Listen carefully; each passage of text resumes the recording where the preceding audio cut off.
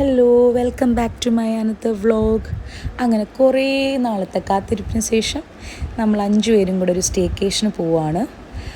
കുറേ നാളായി ഇത് വാട്സാപ്പിൽ ഡിസ്കഷൻ മാത്രമായിക്കൊണ്ടിരിക്കുകയായിരുന്നു. ആൻഡ് ഫൈനലി നമ്മളെല്ലാവരും ഭയങ്കരമായിട്ട് എക്സൈറ്റഡ് ആണ്. അങ്ങനെ ഞാനും അനുവും ശ്രീലക്ഷ്മിയും ആഷ്നയും കൂടെ ആയിരുന്നു ട്രിവാൻഡ്രത്തിൽ നിന്ന് വർക്കലയിലോട്ട് പോയത്. ആരതി വീട്ടിൽ നിന്ന് ഡയറക്റ്റായിരുന്നു വരുന്നത്. ഈ ട്രിപ്പിൻ്റെ മെയിൻ മാസ്റ്റർ പ്ലാൻ ആഷ്നുമായിരുന്നു സ്റ്റേക്കേഷൻ ബുക്ക് ചെയ്തത് വർക്കലയിൽ. ആൻഡ് ആ ട്രെയിനിൽ കയറിയത് തൊട്ട് നമ്മൾ ഭയങ്കര ബഹളമായിരുന്നു. ആൻഡ് എല്ലാവരും നമ്മളെ തന്നെ നോക്കുമായിരുന്നു. ബിക്കോസ് നമുക്ക് ഒരുപാട് കാര്യങ്ങൾ പറയാനുണ്ട്. വർക്കല എത്തുന്നവരെ വെയിറ്റ് ചെയ്യാൻ പോലും നമ്മളെ കൊണ്ട് പറ്റിയില്ല.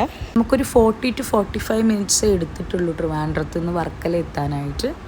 ആൻഡ് അവിടെ നിന്ന് എങ്ങനെ നമ്മൾ നമ്മുടെ സ്റ്റേക്കേഷൻ വരെ പോവും, ഓട്ടോ പിടിക്കണോ ഊബർ പിടിക്കണോ എന്നുള്ള ഡിസ്കഷനിലായിരുന്നു നമ്മളവിടെ നിന്നിട്ട്. അങ്ങനെ നമുക്കൊരു ഓട്ടോ കിട്ടി വർക്കല ക്ലിഫിലേക്ക് പോകാനായിട്ട്.